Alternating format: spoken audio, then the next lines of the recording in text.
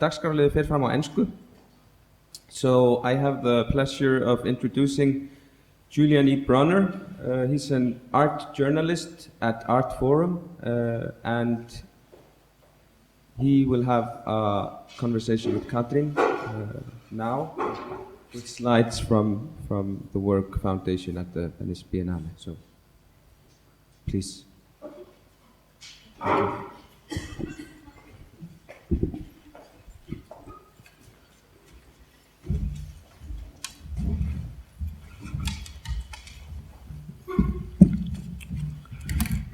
Thank you so much for having me, inviting me to speak with you about the work. I know we were in conversation about the show for a couple of months now, and when we had spoken last, you had told me that the work had come out of the show that you had done at the Metropolitan Museum of Art in 2010. Yeah,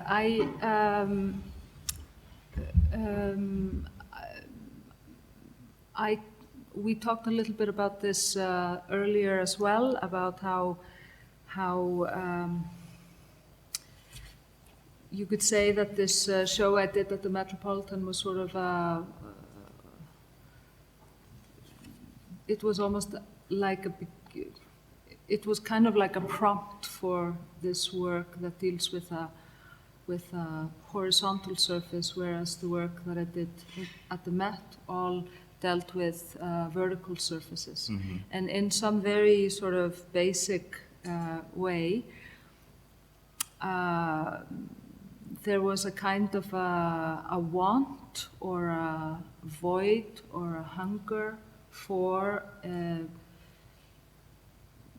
kind of taking on this third dimension, you could say, that was missing from the works that I did at the Met. Not missing, but not present.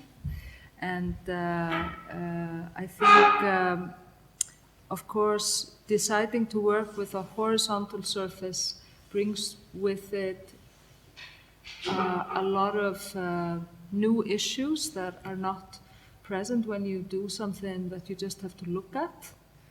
When you're working with a surface that you actually walk on and step on, you go a very different route in terms of how you construct and how you make that. And the piece I did at the Metropolitan Museum was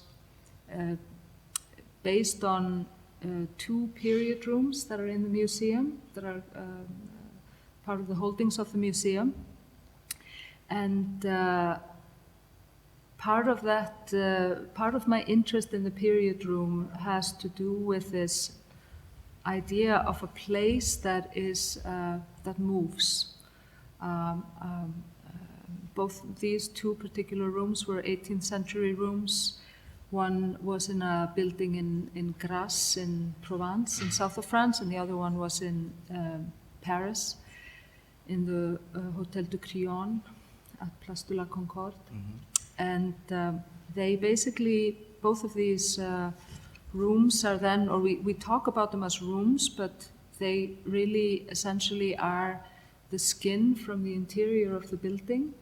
And so these panels, the work was titled Boiserie, and these panels are made by special craftsmen in the 18th century that only make these type of decorative panels, and they are treated very much like like a work of art in the same way. And in the 18th century, there would be, in a sense, there would be one craftsman who did the decor of the walls, and there would be another sort of craftsman who did the paintings. And if the painting had 2 people in it, the commission was something different than if the painting had 2 people and 1 horse in it, mm-hmm. etc. So in a sense, I think the activity of the artist in the 18th century and the craftsman in the 18th century were very similar. Mm-hmm. And then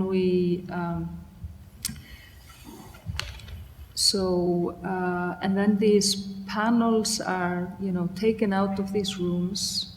They are collected, owned by someone then owned by someone else, and then eventually bequested to the museum.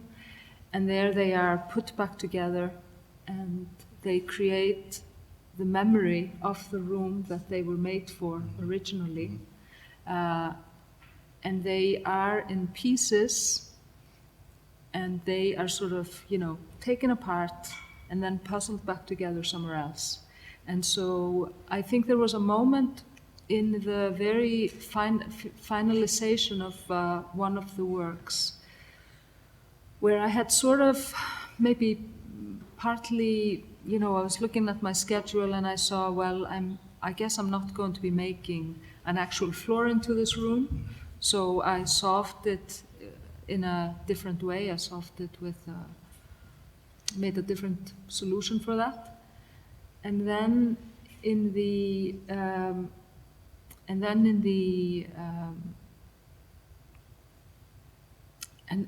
but then I felt like I left something off in the work, so that when I was invited to be represent Iceland in the Biennale, I decided that I would it was kind of like an energy or an impulse that was in me to then take this idea a step further and actually make the floor. You could say the floor that was kind of missing in the works in Venice, in the works at the Met. And so in the same way, this is a floor that is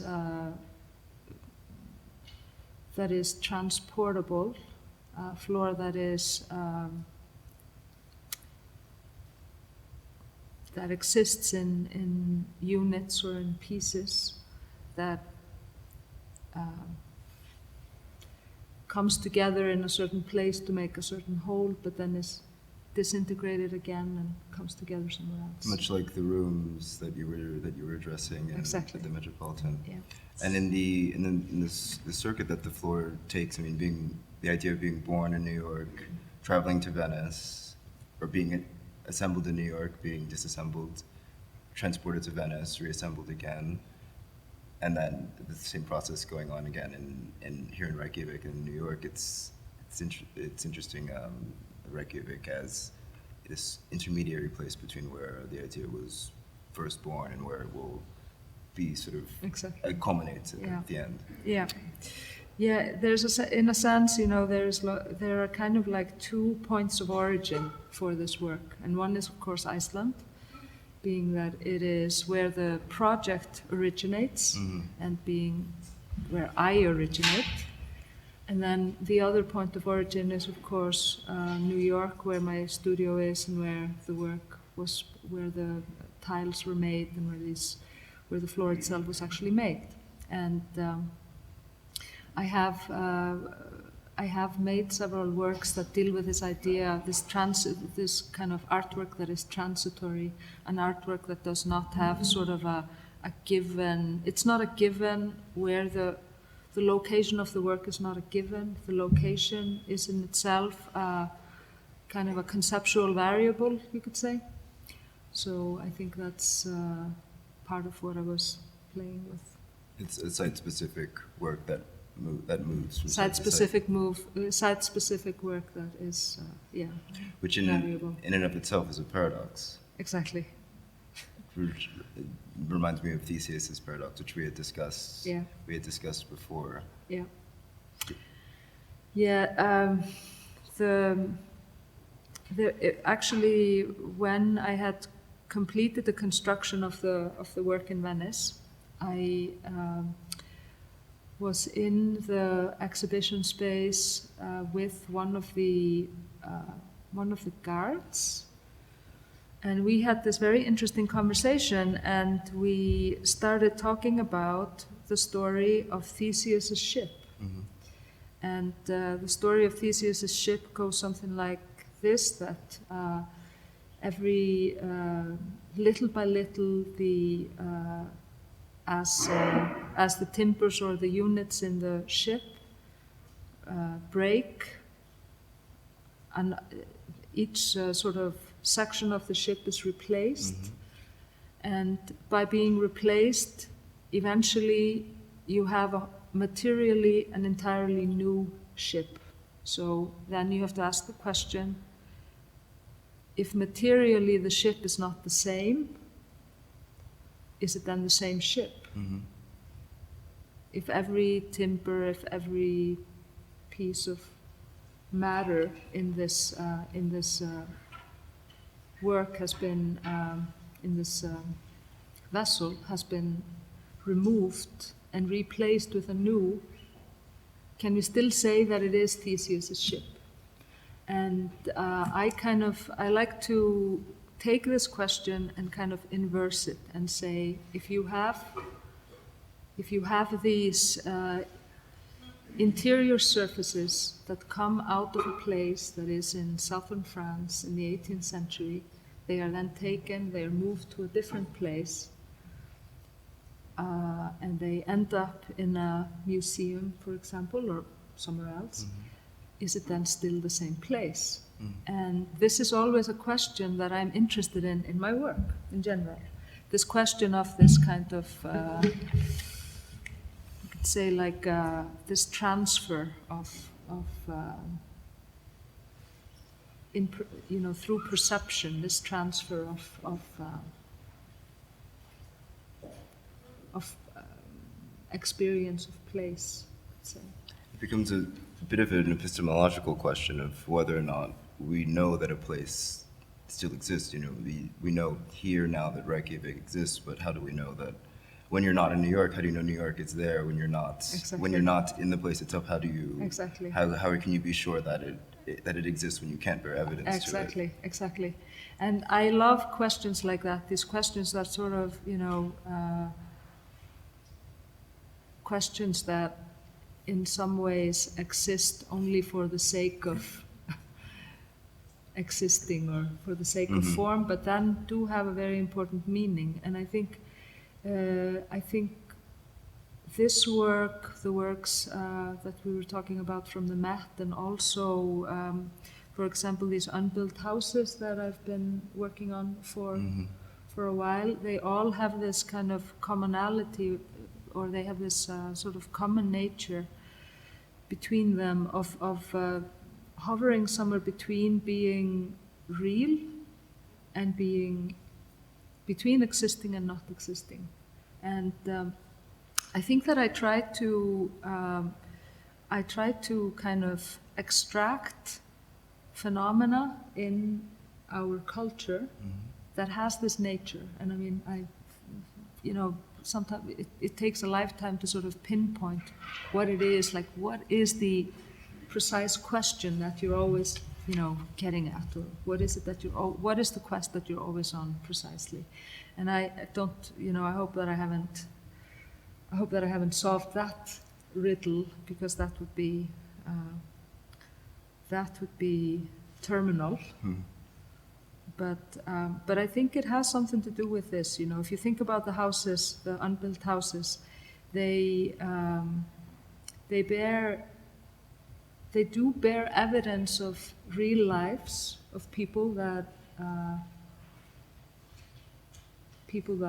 have lived in Reykjavik. They do bear evidence of real places where they were supposed to be built. And they do bear evidence of real intentions of real living people. But nevertheless, you go to the lots where these houses were to be built, and the houses are not there. And I think, so you're somewhere kind of caught in between existence and nothingness, or a void that is in some ways very meaningful. With the model as the concept. Exactly. And in this case, with the work now in Reykjavik, the foundation as the conceptual basis. Yeah. And, models generally, models are usually prospective. They are not retrospective.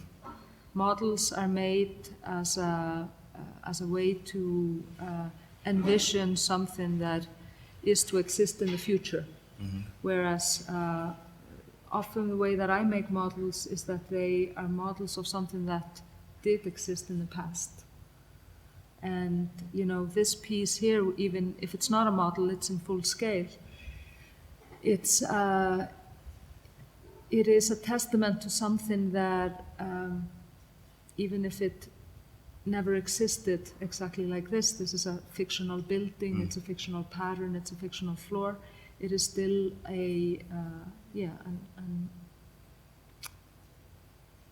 it still sort of testifies to the past in some sense. But some people have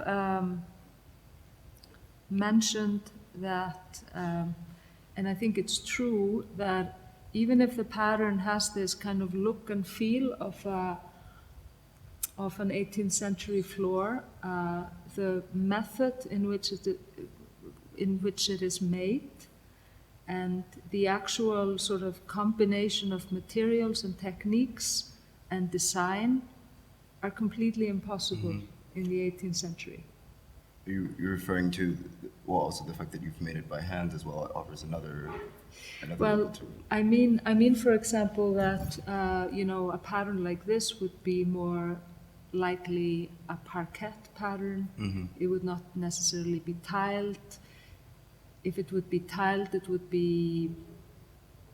be cement. It would be stone. It would be cut in a different way. So in a sense, it's like it is a very contemporary picture of something from the 18th century, you could say. Fictitious history, I could say. Fictitious history.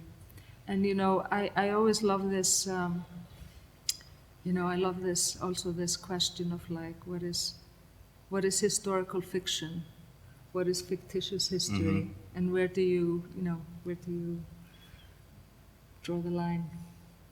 And the work made by hand as well also offers another level of labor and also a history of the object as an artwork itself. Yes, and I think our choice to make the work by hand, or my choice to make the work by hand, it's not the practical choice, because I think the people who were with me on my team were, I think, all more. I'm speaking of the entirety of the team. I think everybody at a certain point thought it would be much more logical now to go to a factory and have the pattern, you know, outputted with a CNC machine or through digital processes. But I felt that there is something very important in this activity, in replicating or sort of mimicking or repeating the activity of the craftsman. And in some way, I think I'm trying to ask the question, what are the implications of an artist, a contemporary artist, deciding to take on the process, to kind of go back several centuries to a process that is pre-industrial, but also pre-mechanical, really, to something that is purely, completely handmade. Even if the materials in and of themselves are engineered to be used in our times, but the physical process is the same as you would have engaged in a different time. It's interesting, the lavanderia, and also here there's these two existing planes of labor of the work, but also the labor as it intersects with the architecture of two utilitarian buildings that were used just for labor-intensive work. Yeah, absolutely. So there's and that's an intentional link, or that's an intentional connection, that I wanted to take this work, which sort of, you know, has this symbolism, I guess, of a certain noble lifestyle, take it into take it into a building which is really a building that sort of echoes the same type of industry or the same type of labor as the work itself. And can you talk about the foundation as the work's title, but also its translation in Icelandic? Apparently, it's not as clear as it may seem. Yeah, in Icelandic, the title we chose is Undirstaða, and Undirstaða means it's two words that both exist in English, which is under and stand.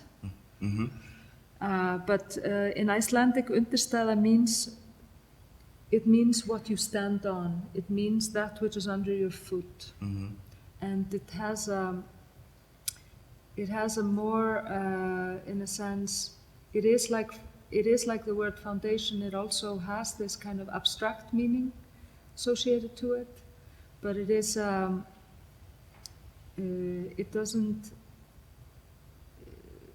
For example, in English, the word foundation can also mean an institution, whereas the word Undirstaða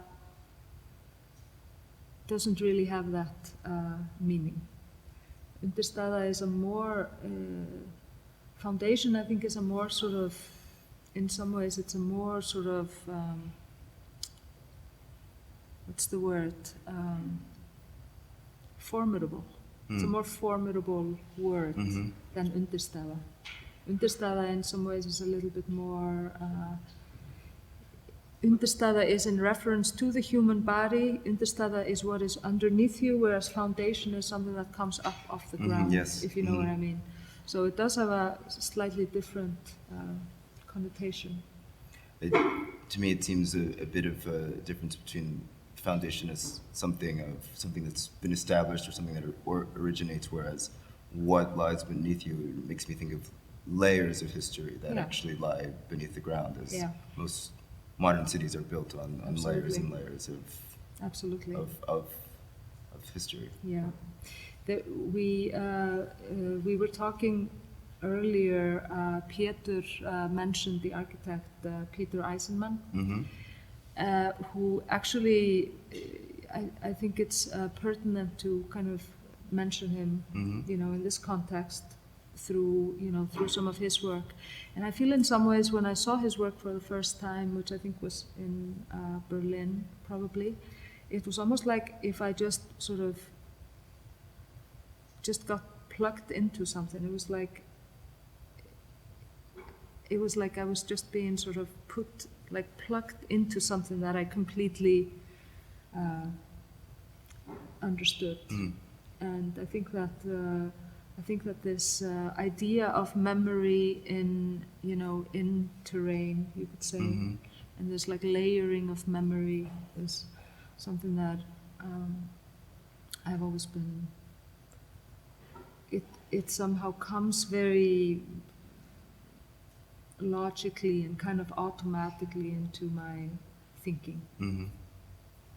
And when the work is shown at the Sculpture Center in New York, you don't envision it. You don't envision the memory continuing. You envision it as an end to the piece, or as a continuation afterward. I don't think of it as an end to the piece, but I think of it as an end to the performance of the piece, you could say. Because the piece is still in, you could say, it's a strange piece in the sense that when it is introduced to the Venice Biennale, it is not complete. The piece is still in formation, and by the time that you could say that by the time that it comes to Sculpture Center, it has reached the point where it's permanent, where the form of the work is permanent, where there's not going to be further sort of incisions out of the work. Ironically, arriving at that point where it's no longer disassembled and reassembled, it becomes less of a place and takes on more of an objecthood. Exactly, yeah. Then the history, this kind of fake history or fantasy of the pattern, has been sort of I don't know, sublimated by the pattern from the buildings that are sort of cut out of the floor, or from the buildings that leave their mark in the floor. Ornamentation as a way of hiding the fact that the parameters of architecture and space as well. It's interesting how I can't help but think. You mentioned before. Jana Friedman. I think at some point. Yeah, we were talking about. We were talking about that yeah. a bit earlier, and I these parallel layers or planes of architecture as well relates to it. Yeah.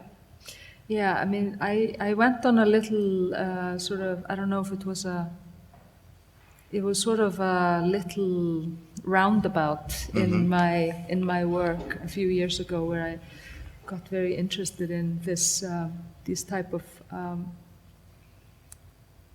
very grand scale structural ideas about in architecture, about the city space, about master plans, about megastructures, and that's where the work of Jana Friedman and some of the situationists kind of comes in.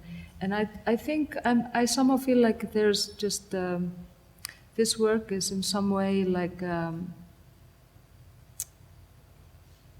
weave or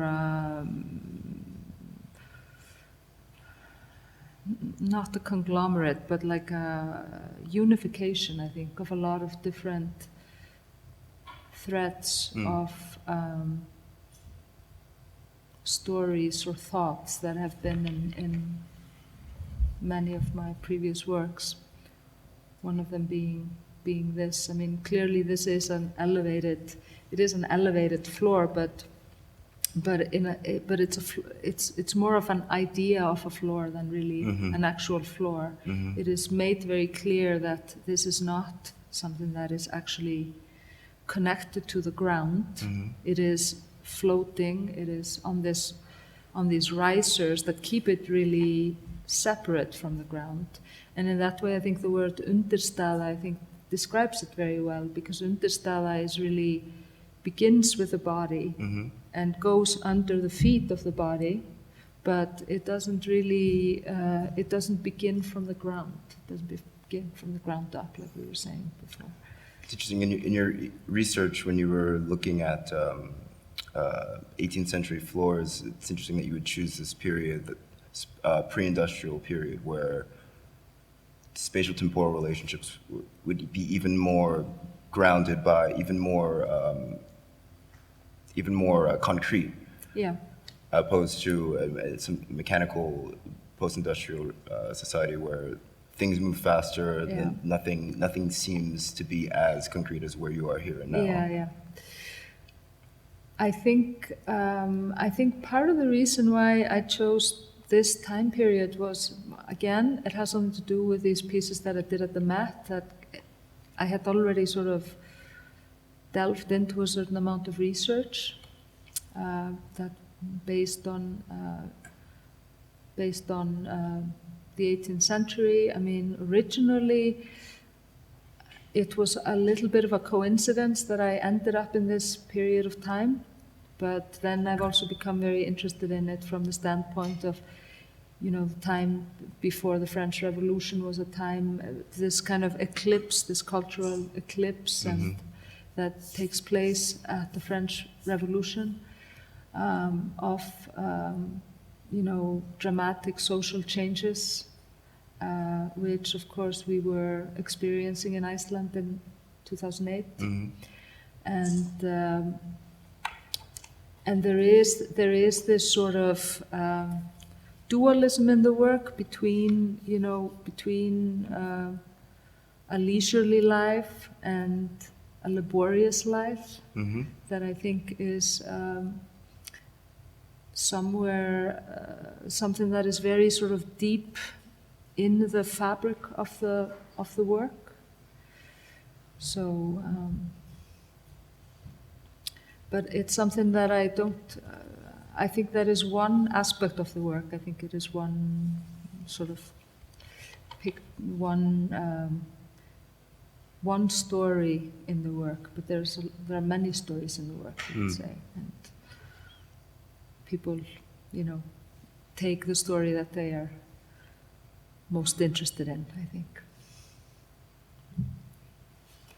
Thank you. So shall we see if there are any questions? Or? Yes, does anyone have any questions? In Icelandic or English? I have a question. I think it's interesting you mentioned maybe what we would call the political aspect of the work, which hasn't really been, I think, talked so much about. With talking about a lot of other things, a lot of other stories. But it's quite interesting how you.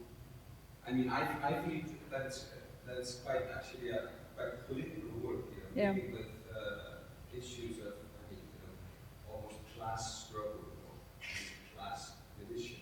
If you could elaborate a little bit more about that. Yeah.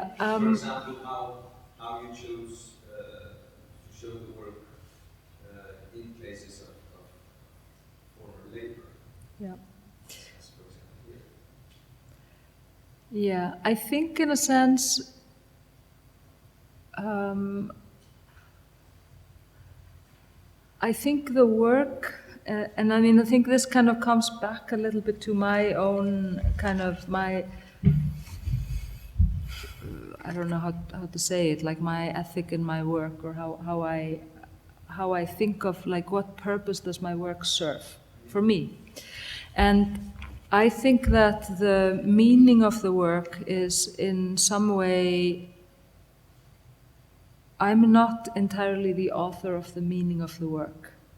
I think the author of the meaning of the work is the viewer, is the person who looks at it. And I think that my place in the work is to be the maker of the work.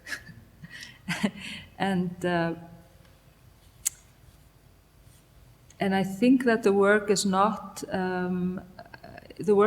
an illustration of an idea. It is a very complex structuring of a lot of different ideas that come together, and what might be going through my own, what ideas or what experiences I might be processing at the time the work is made, or any of the people that look at it, is in some way both part of and separate from the work. So I think that the work is not a tool for political propaganda. I think the work hopefully goes beyond being that. I think when a work is used for that purpose, then it's usually when such work is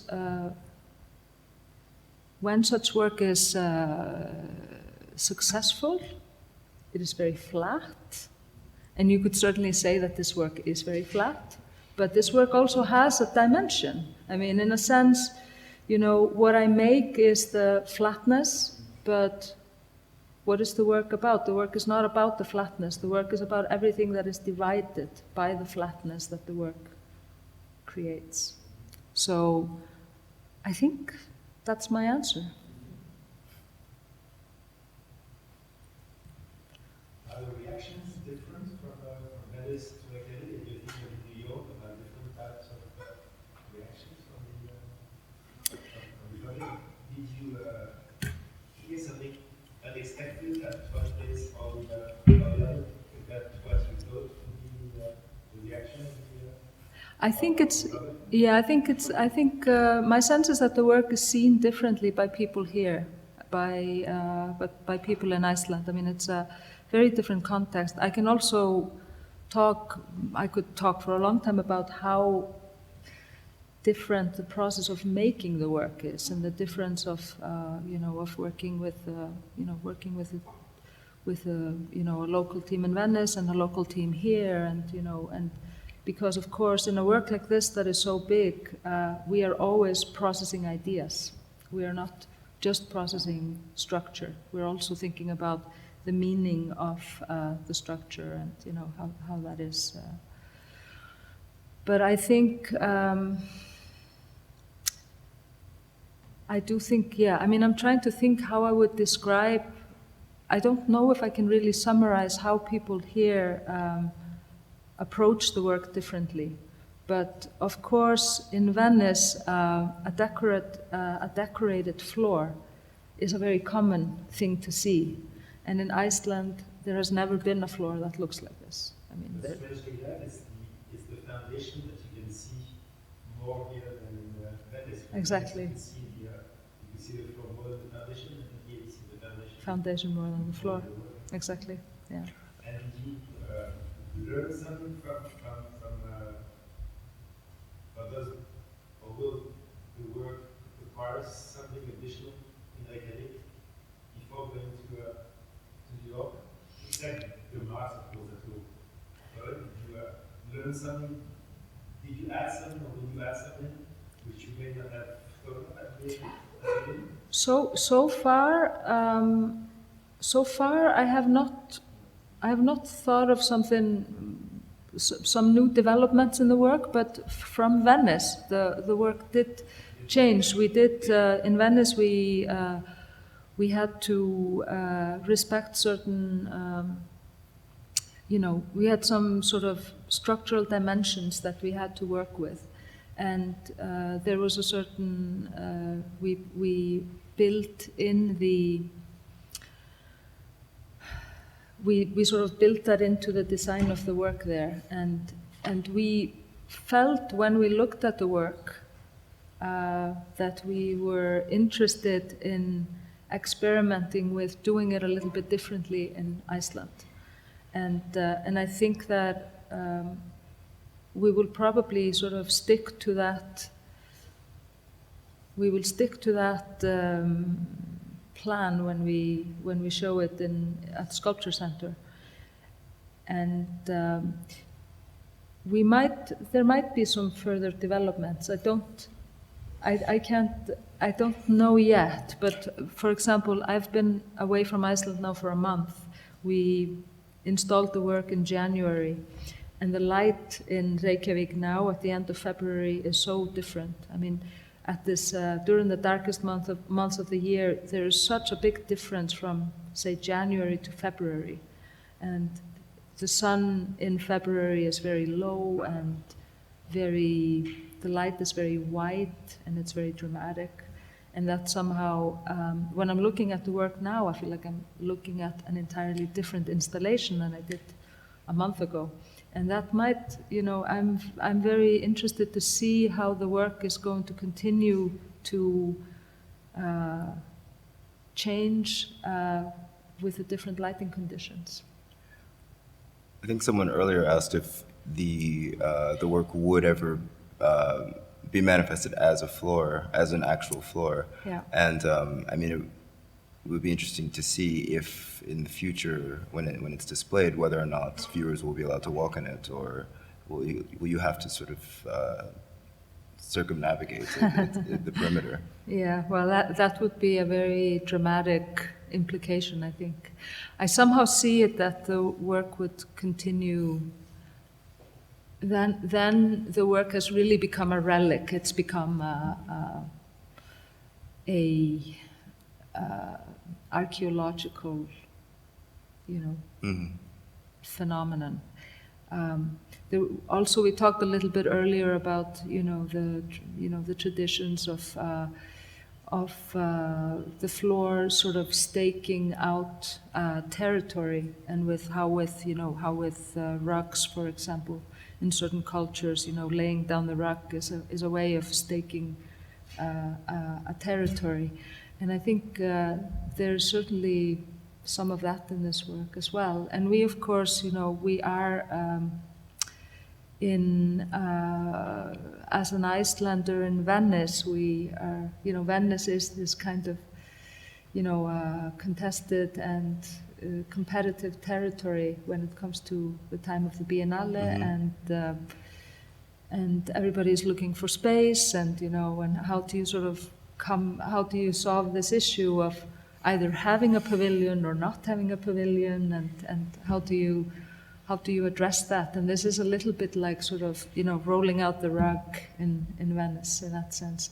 And that's a reading that I think is very different here. And I'm not sure that in Iceland we are thinking much about that aspect of the work when we look at it.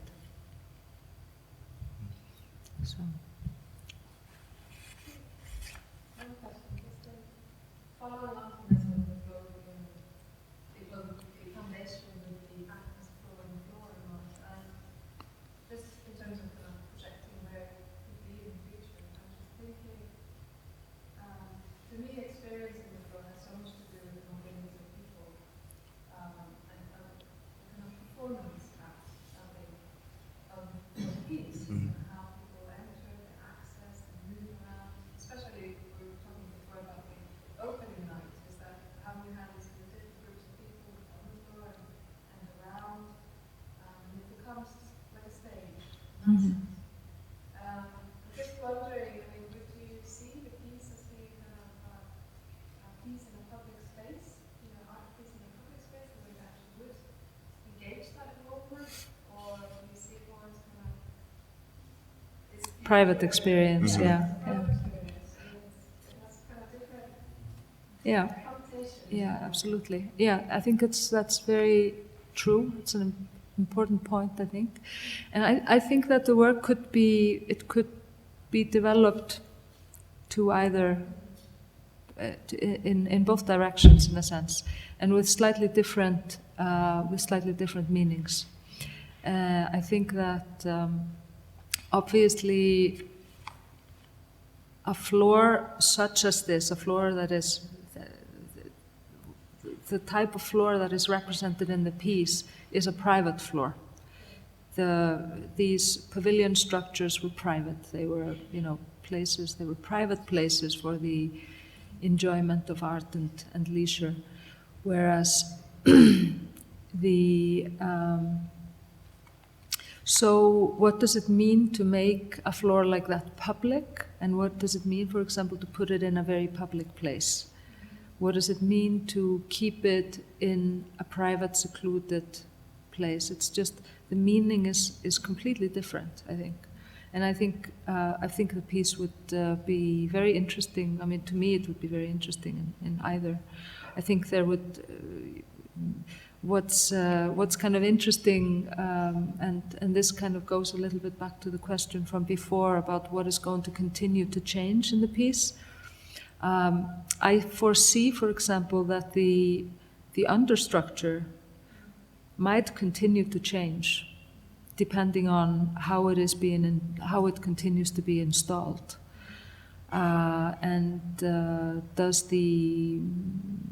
if the piece, for example, is to stand outside for a long period of time, do I allow that? Do I allow the tiles to? I mean, over some long period of times, the tiles are going to really change color, for example, and so on. So, these are all different, but it is essentially, it is a piece that has built in it, I wouldn't go as far as saying that it has sort of built in it the concerns or the questions of public art, because it doesn't have to be in a public landscape, but it has built into it public participation, or participation of people And when you have participation of people, you never know what's going to happen. So in a sense, there's that, and therefore you can't, you don't know what's going to happen, and you can't control meaning entirely. Because with it's my experience that you can't. Yeah. One of the changes that we made from Venice to Reykjavik is the staircase. How did that decision come about to relatively leave out the staircase from Venice? And because that kind of raises the question of can a staircase be part of a floor when it's a staircase? Yeah. Well, when I was originally developing the idea back in New York, when I was deciding the pattern and so on, of course, stairs are part of a floor. There's always a transition between levels in a floor, and me being so in love with all these decorative floors, I thought a lot about, you see some of the most interesting sort of decorative geometries on surfaces that are vertical and horizontal. So I was very interested in working with that, working with a pattern that would go from horizontal to horizontal to vertical, and so just the drawing of that and what happens was very exciting. And also the implication, of course, is that you are then, that there is a transition between the two planes, that it's not like you exit one world to go into the next, but rather that the grass that you go from, there is like a seamless transition into this fictional pavilion. And then in Iceland, and this I think also speaks to how the experience of the work and the meaning of the work is shifted somehow in Iceland from how it was in Venice. And I think that we became interested in having the work a little bit more sort of disembodied from the space, and doing that by not only not tiling the stairs, but also keeping the stairs as a different structure, a unique structure that was not part of the structure that the piece was on, but was almost more like a, like a step that you would, like a step ladder that you would use to just get on, get up in your closet or get up on your, up on this different level. So in a sense, the stairs in Iceland are much more of an auxiliary to the piece than they were in Venice. In Venice, they were very much part of the piece. And this idea, I think I was also interested in the performance of sort of stepping up these kind of royal stairs. And then I was interested in doing it differently in Iceland. And in New York, do you know how you'll do it? I'm not sure yet. I'm gonna, I could give you an answer today, but I want to hold on to it because I want to give myself a little more time to think about it. In a sense, I think I know how I want to solve it, but I'm going to think about it. I'm going to give myself until the end of the exhibition to think about it. Are there any more questions? Yeah.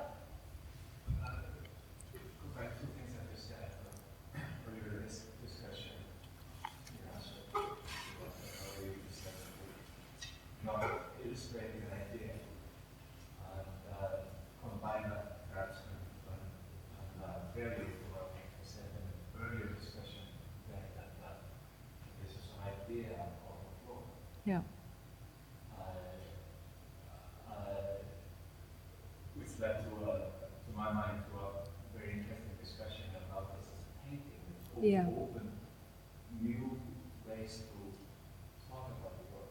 Yeah. But at the same time, lost some connections, is the my mind, to the concrete materiality of this and what does it mean for this to be a floor. It's not a floor anymore, it's just a metaphorical floor, or invisible floor, which then you lose in some way connection to the surroundings, the contiguous relation to the space, or to the room with it, and it all becomes some kind of a metaphor and skin that is lifted and in some way on the wall. So I was open something for me, but close some other. Yeah. But there was one thing that you also said about on very interesting, but you didn't do anything with it, or you just left it there. It was in this of stacking a newspaper, and then you sit on it. Yeah. It's a chair. Yeah. It's, you walk on this, doesn't this make it a floor? Yeah. In some sense, it has to maintain it. It's some kind of dualism, but that it doesn't retain that floorness. Yeah. Yeah, I mean, I think for me, what's always, one of the real sort of passions and excitements that I have with making these structures is exactly to ask these type of questions. Where do you, they're essentially, you could say, questions of maybe of metaphysics or philosophy, and where do you draw a line between, how do you parse what you see and what do you call it? And and that kind of drives back to the to the fundamentals of what we're trying to do when we're making visual art in some sense. How do we understand it? How do we understand it through our body? And how do we understand it through our logic of thought, etc. And I think that I have always been sort of caught in this problem because my background is really in painting, and a painting is in some ways the essential or the quintessential or the emblematic form of visual art. That's very debatable, I'm sure. Arguably, you could say sculpture is obviously too, but the making of the picture, and then how picture making has then sort of developed in a more contemporary culture, post-industrial culture, and so on. And so I don't really know. I mean, just like I put forth the question of what do you do with a stack of magazines that you, what do you do with a stack of magazines that, what do you call the stack of magazines that you sit on? Is that a chair, or is it a stack of magazines? And when does the stack of magazines come to be a library, or where do you make these differences? And I think I guess I don't know if I am intent on giving a clear answer in this work on whether this is a floor or whether it is not a floor. In my mind, it's an idea of a floor. And it's an idea of a decorative surface that is connected to art as a decorative surface, and all that implies. And that's a whole, that's a lot. That's a lot of thinking. But also giving it the title foundation. Am I saying by that the work is a foundation, or that it is not a foundation? Because in a sense, the work is not the foundation. The foundation is missing. It is a surface without the foundation. And but then when you walk on it, can you then say it is not a foundation? Is it not a floor if it functions as a floor. If it walks like a duck and talks like a duck, it's a duck. So.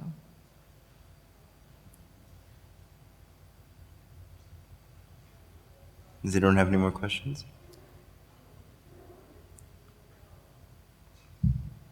All right, thank you so much. Thank you. Thank you.